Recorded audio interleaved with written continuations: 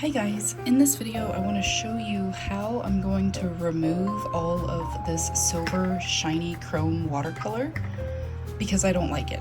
Sometimes when I start to add color to my wood burn pieces, I make color choices that I don't end up liking later on.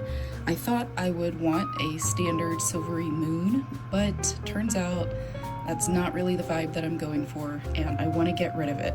But it's like, okay, it's dry, how do you get rid of it?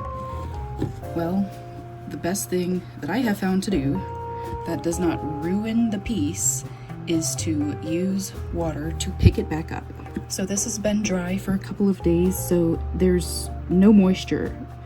I am adding just a little bit of water everywhere I painted, and then I'm gonna give it a second to kind of like loosen up, and then I'm gonna go in and gently scrub it out with this brush. It's a very delicate process, and it's not fast because I don't like making messes. I've done this before with other pieces, and sometimes it can get really messy.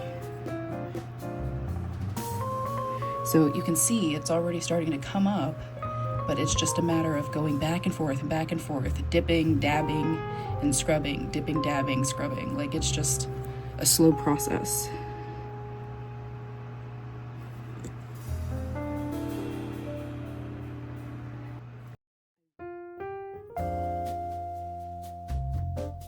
I will inevitably get paint in some of my wood burn lines, so once it's all dry and done, I'm gonna have to reburn some of these lines just to kind of clean them up a little bit, make them look crisp again.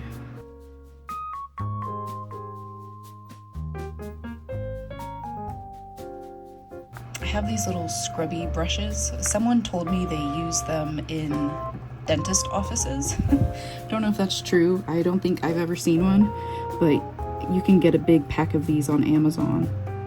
And I guess it gives you a little bit more of like fine motor control. But I don't think that it can pick up as much pigment and glitter and stuff as a normal paintbrush can.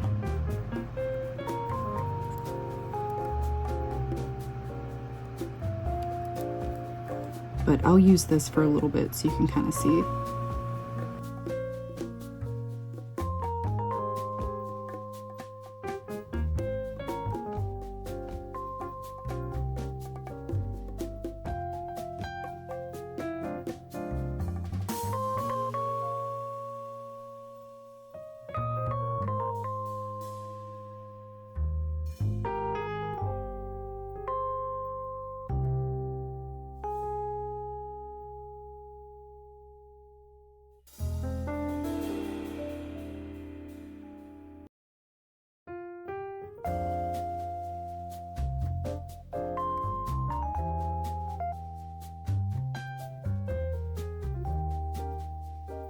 The reason I take the time to do this whenever I change my mind about a color instead of just painting over it is because I have found that these kinds of handmade watercolors adhere to the wood best when it's raw and sanded.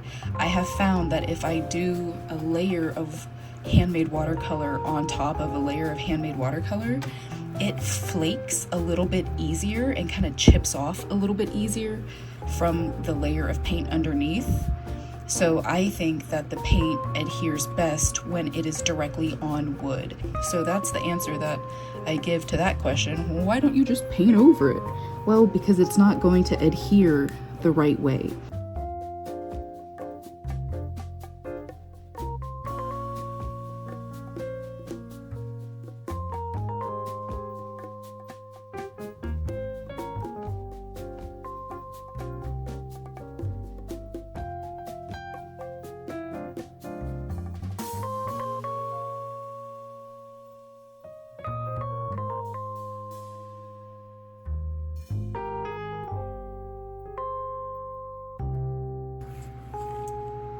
I usually will take the corner or the edge of one of my paint towels and just kind of go over it.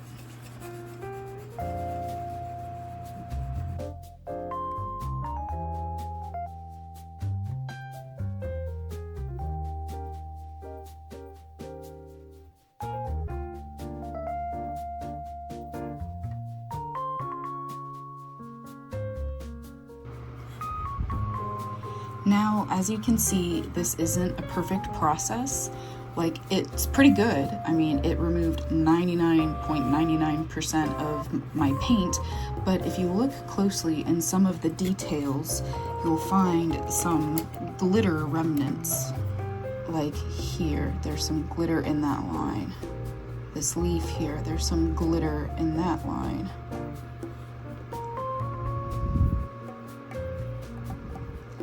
I like to go in and remove it, but like I said, there are going to be some areas that I find when I'm looking at this super up close that I'm just going to reburn. So yeah, this is my process for removing dried watercolors. Well, at least the metallic handmade watercolors from wood. Let me know if you have any questions and drop them down below in the comments.